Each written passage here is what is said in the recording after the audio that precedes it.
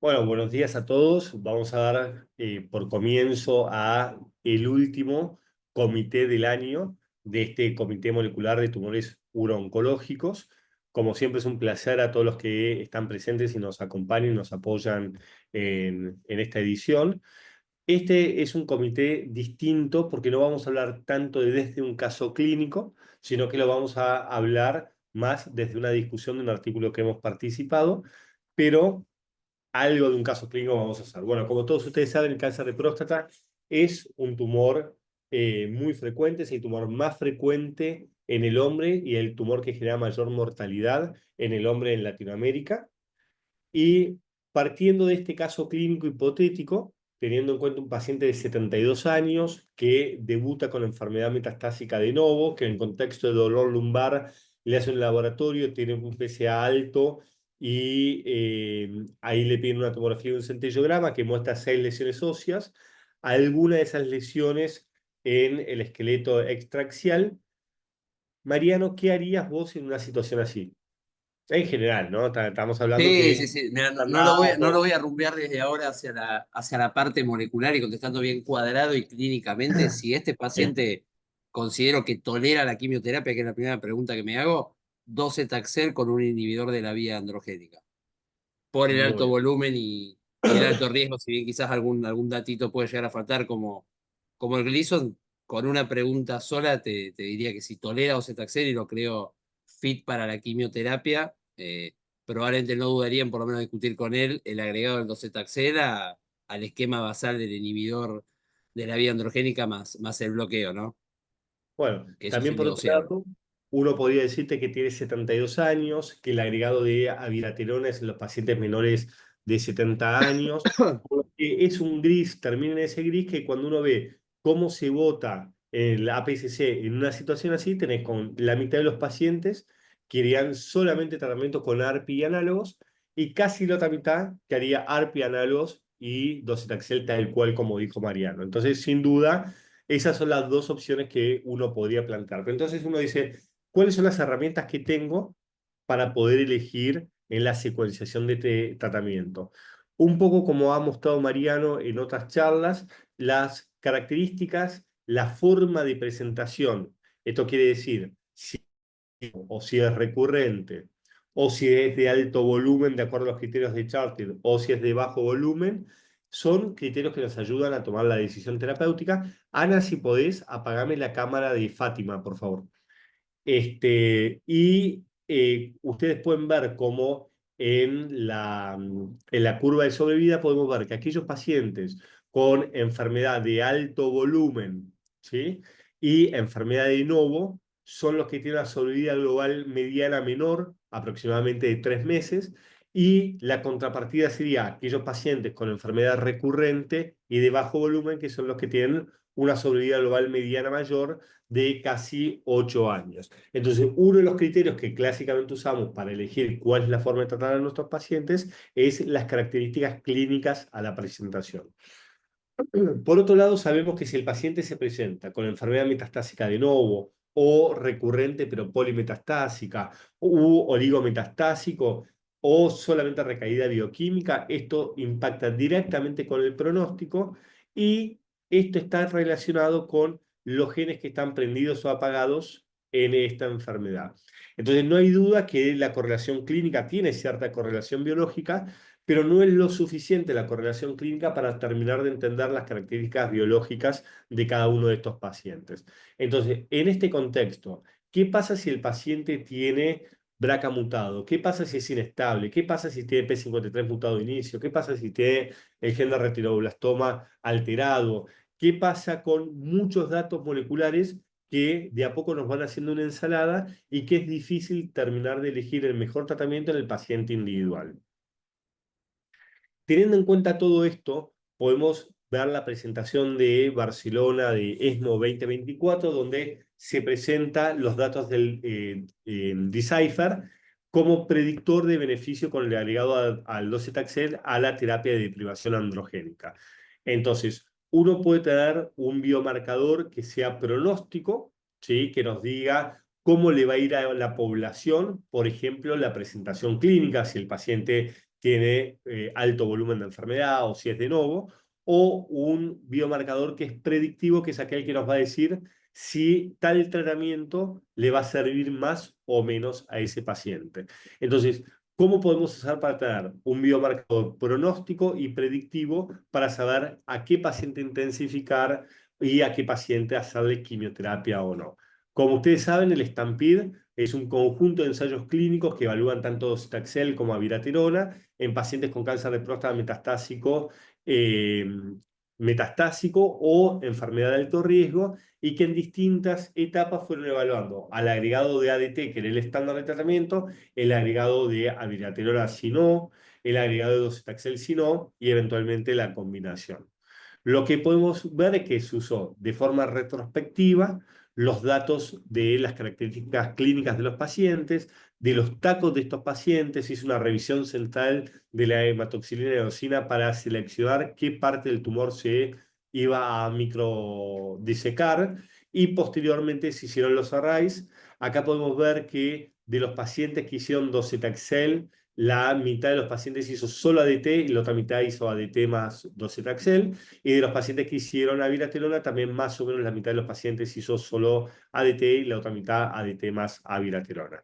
Entonces, en estos pacientes se buscó de forma retrospectiva la expresión de distintos biomarcadores.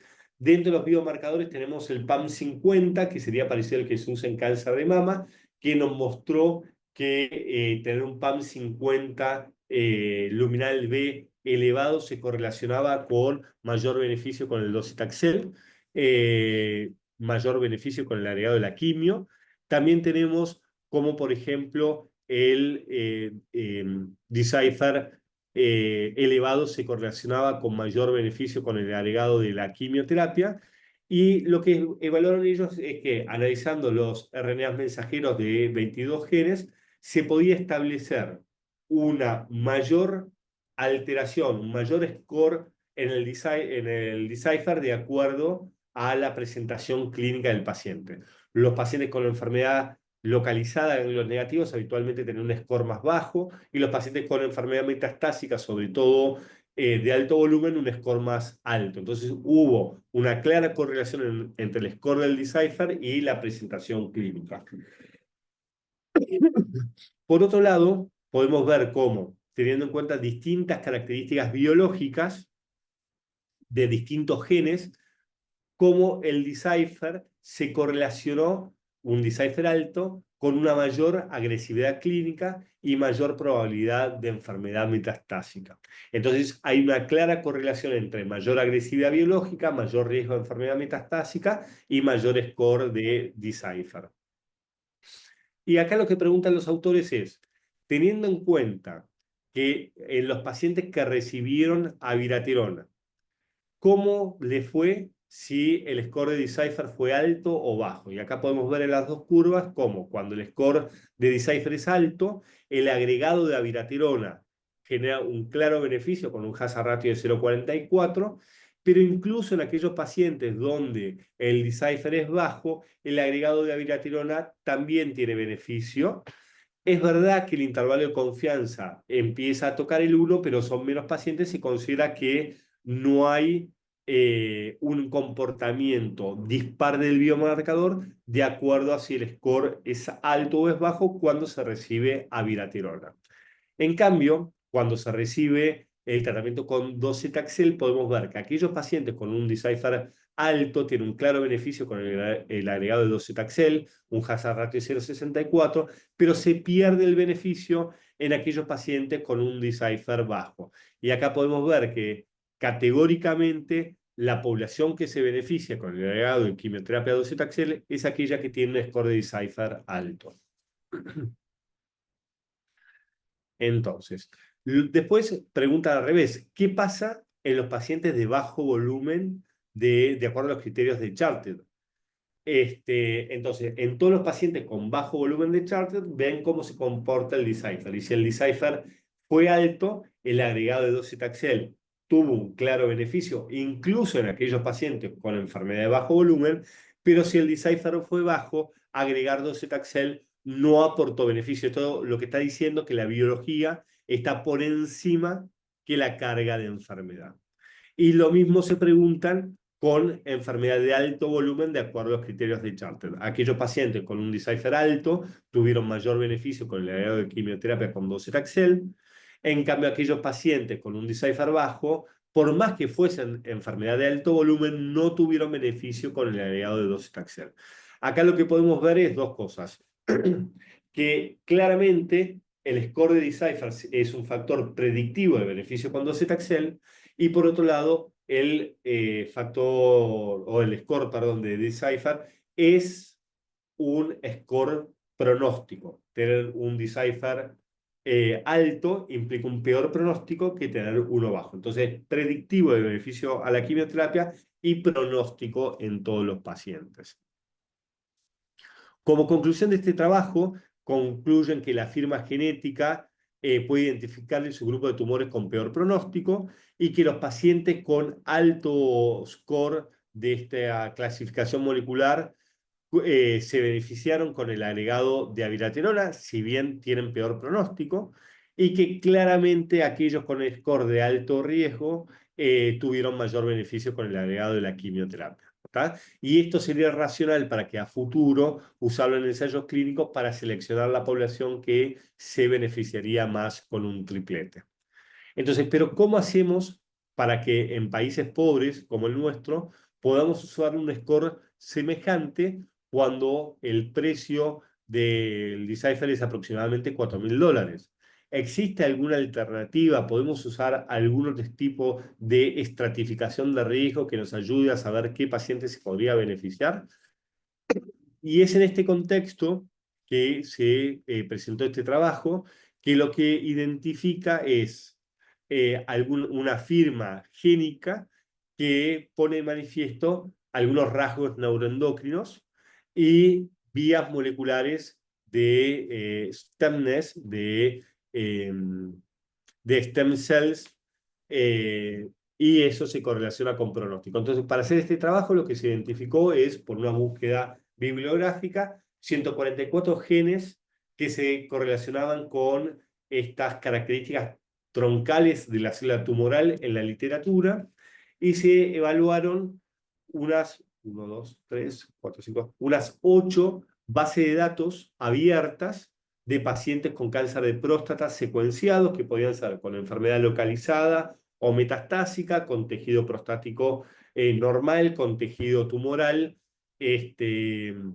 etcétera, etcétera. Lo que se estudió acá es tanto la expresión a nivel del tejido benigno, del cáncer de próstata resistente a la castración y del cáncer de próstata hormonosensible. Y haciendo el análisis de todos estos genes, se evaluó por uni y multivariado la solubilidad libre de progresión bioquímica, solubilidad libre de progresión radiográfica, solubilidad libre de enfermedad metastásica y sobrevida global. Al azar se dividió las cortes para tener una corte de entrenamiento y una corte de validación, que es muy importante que aparte de las características biológicas de estos pacientes, estaban las características clínicas. Y lo que se pudo identificar como había algunos genes que se correlacionaban con una menor sobrevida libre de progresión, algunos genes que se correlacionaban con una mayor sobrevida libre de progresión y algunos genes que eran independientes. Todo esto se mezcló con las características clínicas de los pacientes y eso permitió hacer un score predictivo de evolución, y podemos ver cómo, por ejemplo, en la serie del TSGA, cómo se correlacionó con sobrevida libre de progresión, sobrevida libre de enfermedad, sobrevida libre de recurrencia, sobrevida global, etcétera, etcétera, etcétera. Y todo esto fue estadísticamente significativo. Entonces, este score de 12 genes, se terminó simplificando, nos permite predecir cómo le va a ir al paciente y dividir la población en pacientes de alto riesgo con una alta probabilidad de sobrevida libre de progresión versus aquellos pacientes con buen pronóstico. Esto posteriormente se validó en las otras cortes, tanto en cortes con la enfermedad localizada, locorregional como metastásica. Podemos ver cómo en todas las cortes este score de 7 genes se terminó usando al final, pudo dividir a la población en dos poblaciones de alto riesgo y de bajo riesgo. Y por otro lado, una vez que se validó en estas cortes se buscó en modelos murinos de pacientes con tumores de próstata y esta corte pudo identificar de forma adecuada los tumores que tenían una diferenciación neuroendocrina o sarcomatoide o adenocarcinoma. De hecho, para la caracterización, para la clasificación de tumores neuroendocrinos, tuvo una curva ROC con OUC de 0,92 que es extremadamente alta y esto no solamente tiene la importancia que permite identificar tempranamente aquellos tumores que van a tener una diferenciación neuroendocrina, que sabemos que son los que habitualmente tienen resistencia a la castración, sino que como tiene una clasificación tan alta, probablemente nos pueda ayudar a encontrar cuáles son los genes involucrados en esta transformación neuroendocrina de estas células tumorales. Entonces, como conclusión para el día de hoy, que es un comité extremadamente corto, se identificó y se validó una firma de 7 genes que predicen pobre riesgo y que también detectan de forma temprana características neuroendocrinas. Este estudio permite estratificar y dividir a los pacientes que tienen alteraciones en vías troncales de las células tumorales y características neuroendocrinas y nos permite identificar rápidamente los clones de resistencia al tratamiento hormonal. Este estudio está en vías, o este score está en vías de ser validado en una población de pacientes. Estábamos tratando de que se haga eso, probablemente nosotros participemos de esa validación. Y hoy era extremadamente corto porque queríamos contarles esta experiencia que tuvimos. No sé si alguno quiere hacer alguna pregunta, algún comentario. Ya, Juli, que está con tu sándwich. Me comí el sándwich justo lo que duró. Nada, me parece muy interesante el trabajo. Y ellos hacen todas las mediciones de estos genes in situ en el laboratorio. ¿Qué grupo es?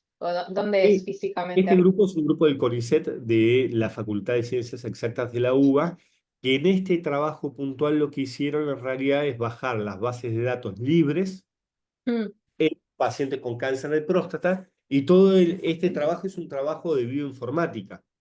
mm. Y La primer posteriormente, parte. la primera Después sí parte. hicieron algo. Sí, y la segunda parte es en una corte de pacientes con cáncer de próstata, donde se hizo modelos murinos de Mm, distintos tumores, usaron la serie de Anderson de estos modelos murinos en cáncer de próstata y pudo identificar correctamente los tumores con diferenciación neuroendocrina, sarcomatoide, adenocarcinomas, etc.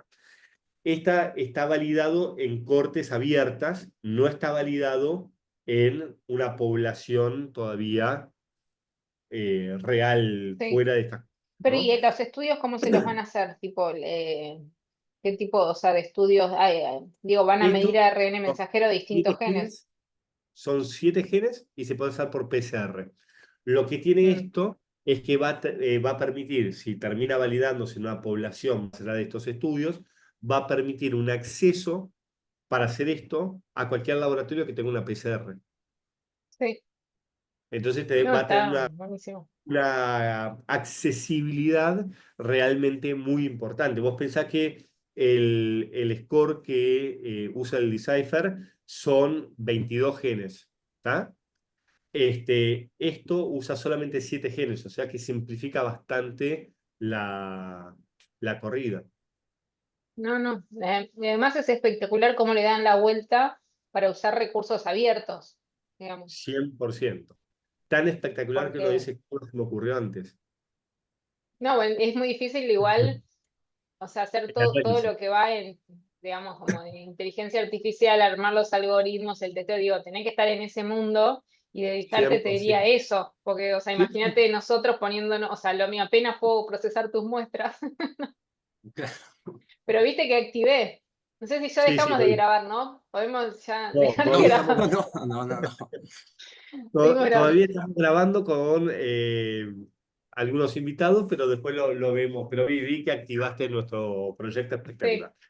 Entonces, espectacular. lo más interesante de esto son dos cosas. Primero, que esto permitiría el acceso a una tecnología que si no Latinoamérica queda fuera.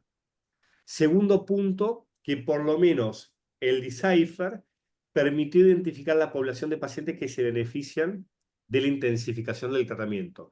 Que esto es verdad que es un estudio retrospectivo, no está prospectivamente validado, y eso es una crítica, pero va a ser difícil que esto se valide en algún momento y te permite dejar de intensificar a todos los pacientes solo por características clínicas. Y eso va a evitar a mucha gente que la sometamos a la toxicidad de la quimioterapia cuando no va a tener beneficio.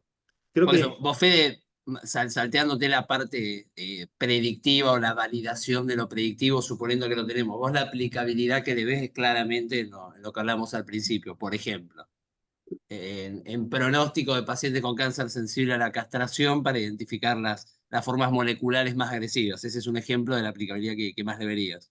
yo creo que esto tiene la aplicabilidad de que te va a identificar las formas de menos respuesta a las hormonas. ¿Tá? Y entonces esto vos Sí, lo vas a poder meter en cualquier lado. Si es hormono sensible, probablemente no lo intensifiques. Si no es hormono sensible, por ahí te animes a hacer una segunda maniobra hormonal antes de ponerle quimioterapia. ¿Entendés? No importa a dónde lo lleves, pero yo creo que la ventaja que tiene esto es decirte qué tanto va a responder a hormonas o, visto del otro lado, cuánto va a responder a quimioterapia. sí, sí, sí, Entonces, me sí. parece que esto vos lo vas a poder usar en cualquier estadio de la enfermedad y te va a permitir ayudar a predecir eso, ¿no? Muy Sí, sí, lo que interesante. siempre creíamos que estábamos subrogando con las imperfectas variables clínicas, digamos. Exactamente. Obviamente que siempre hemos hablado de eso y sabiendo que la biología, como mostraste vos al principio, del tumor de novo agresivo es diferente, pero bueno, esto es ponerle una manera explícita y objetiva. Eso.